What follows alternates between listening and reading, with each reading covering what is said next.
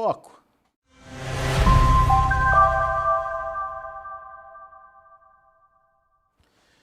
O mês de junho encerrado e a gente, obviamente, está de olho nas exportações, entendendo como foi o movimento da demanda internacional pela nossa carne brasileira e o número consolidado aí das exportações deve acontecer só lá na sexta-feira, quando o SECEX divulga esse fechamento aí do mercado de junho. Mas a gente tem o Rodrigo Costa, analista lá da Paine Agronegócios, nos ajudando a entender e principalmente trazendo os pontos de destaque desse mês de junho em relação às exportações, a demanda internacional pela nossa carne. Seja bem-vindo, Rodrigo. Obrigado mais uma vez por estar aqui com a gente, nos ajudando a entender esses cenários e principalmente a entender essa demanda internacional e o que dá já para dizer, Rodrigo, do mês de junho para as exportações brasileiras de carne bovina. Olá, Alexander. Boa tarde. Um bom dia. Já é boa tarde, passamos de meio-dia. Boa tarde a você, boa tarde a todos. Mais uma vez, muito obrigado pelo convite. As expectativas são as melhores para o mês de julho. O mês de junho foi muito bom. Em termos, como a gente não tem os dados abertos e não foram fechados ainda, nós teríamos aí algo em torno a quase 24 mil toneladas a diferença que teríamos que embarcar para que nós alcançássemos o número dos 192 mil toneladas que foram exportadas no mês de junho em 2024. Então, em termos absolutos, com certeza nós vamos superar com muita folga os números anualizados. É uma distância aí de quase 14%. É muito pouco, né? A demanda ela se mostra firme ao longo de todo 2025. A China tem sido o principal destino, não há novidade em relação a isso. O que houve foi uma pequena desaceleração que eu notei, quer dizer, uma pequena desaceleração quando eu faço o comparativo mais amplo, né? Quando eu olho a foto cheia. Em termos percentuais, quando eu analiso individualmente, o Oriente Médio teve uma queda nas exportações brutais aí, superior a 250%. É lógico, com a escalada dos conflitos recentes que nós vimos aí entre Israel e Irã, esse mercado acabou ficando um pouco mais comprometido. Ele vinha já comprometido ao longo desse 2025. Nós víamos, quando a gente faz um comparativo analisado, víamos essas exportações recuando, exportações de carne bovina, carne de frango ainda com alguma certa sustentação, mas ainda assim víamos alguma desaceleração.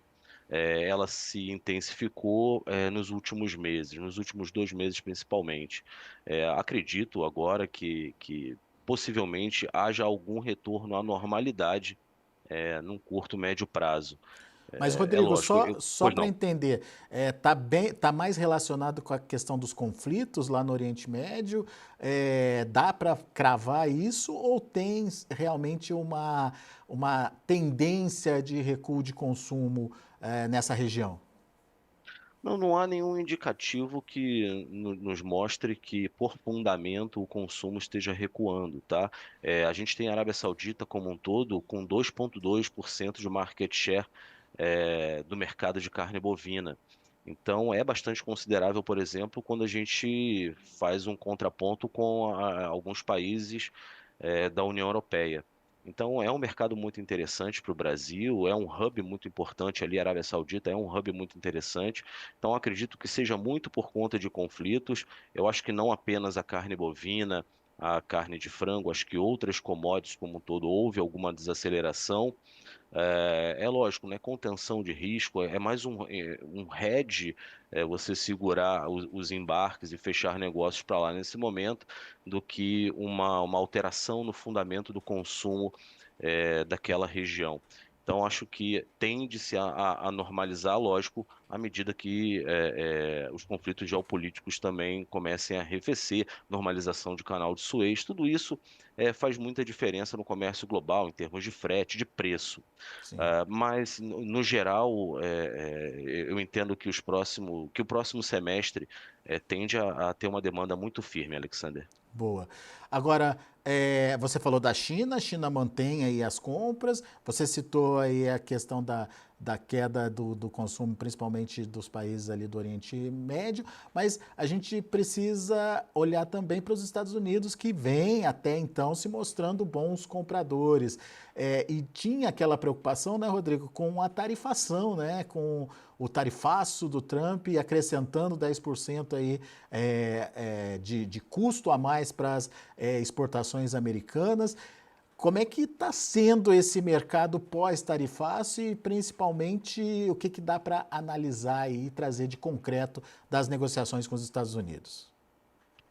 É, vai avançando, né? É muito. é- é- o governo Trump ele tem uma grande narrativa que muito se confunde, muitas das vezes, com o que o mercado vem precificando. Exemplo disso foi o recente acordo fechado para terras raras com a China. Então, aparentemente, o Brasil ainda não está no radar, temos esses 10%, é lógico, ainda temos a nossa cota, mas quando a gente vai fazer a conta e dolariza a arroba, ainda somos um mercado extremamente competitivo, se não o maior mercado e mais competitivo, dolarizando essa arroba. Então, temos ainda muito espaço para crescimento, temos espaço para exportação. Saiu, se não me falha a memória, ontem, o comunicado do Departamento de Agricultura americano avisando que estariam liberando novamente as negociações com o México para comercialização de carne bovina. Haviam fechado por uma questão era pura e única e exclusiva profilaxia.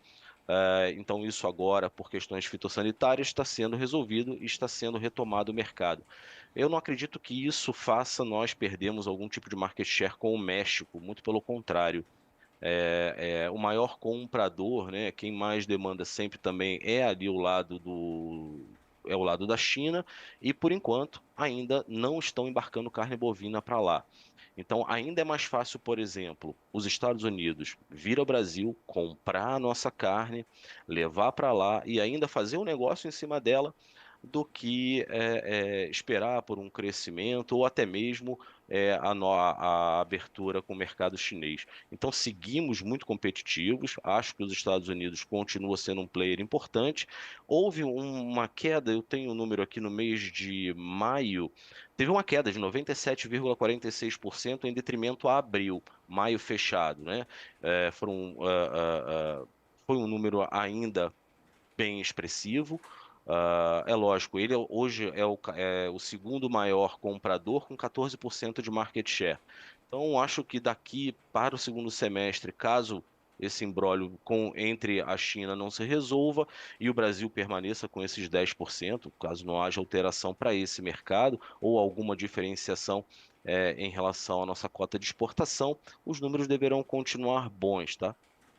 Muito bom. Agora, Rodrigo, tem um ponto de alerta que a gente tem ouvido muito falar e eu queria ouvir a sua opinião sobre isso, que é a questão dessa queda do dólar que a gente tem acompanhado nos últimos tempos aí. É, temos como ponto de equilíbrio ali o tal dos 5,50, R$ 5,50 por dólar. Aparentemente a gente está quebrando já esse patamar. Até que ponto isso é um problema para as nossas exportações? E será que a gente já vai começar a ver a indústria, principalmente, prejudicada com essa queda do dólar? Aqui na Pioneer, acho que talvez há umas 2 semanas a gente vem discutindo nas nossas reuniões justamente o cenário do câmbio. Uma parte do mercado precifica esse câmbio podendo chegar a R$ 5,20 e uma outra parte do mercado enxergando esse dólar voltando ali acima dos 5,60 para o final do ano. Eu estou muito inclinado na condição desse dólar mais valorizado do que nos patamares atuais. Isso por questões únicas e exclusivas de Brasília, né? Questões políticas.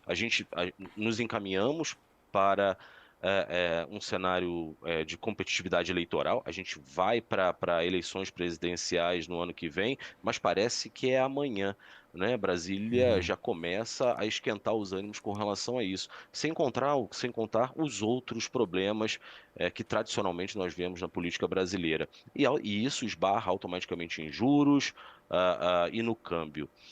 Ao que depender aparentemente do Banco Central, até o final de 2025 teremos uma taxa de juros aí a 15%, então não abre muito espaço também, dado esse cenário de incerteza política no Brasil, para o câmbio recuar tanto assim. Muito pelo contrário, é o que eu digo. Acho que com esse acirramento, questões que possa haver, de repente, dentro de um cenário um pouco mais com medidas populistas, questões fiscais, isso traga o dólar ali para a base de 5,50, 5,60, voltando a favorecer as exportações.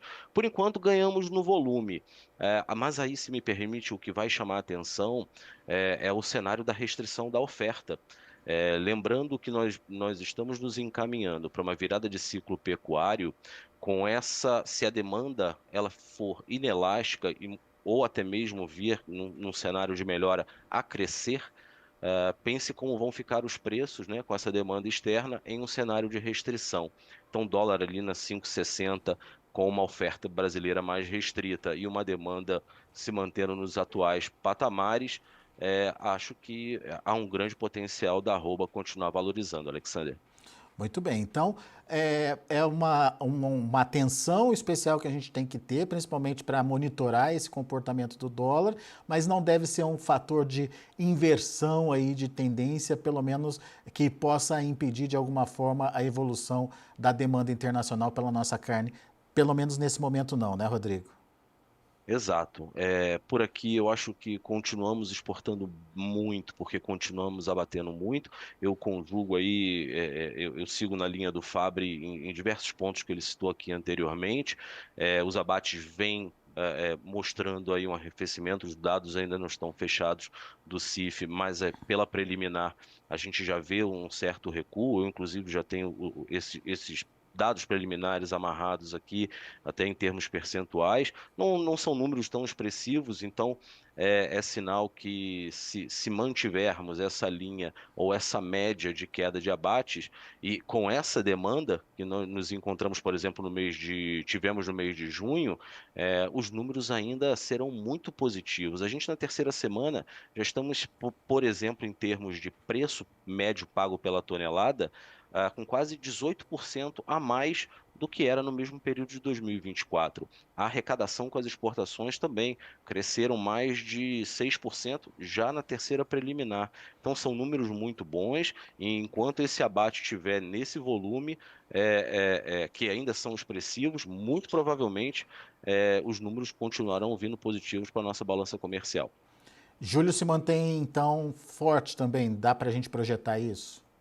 Sim, sim. A nossa opinião aqui deveremos estar no mesmo patamar aí das 200, próximas 200 mil toneladas. Boa.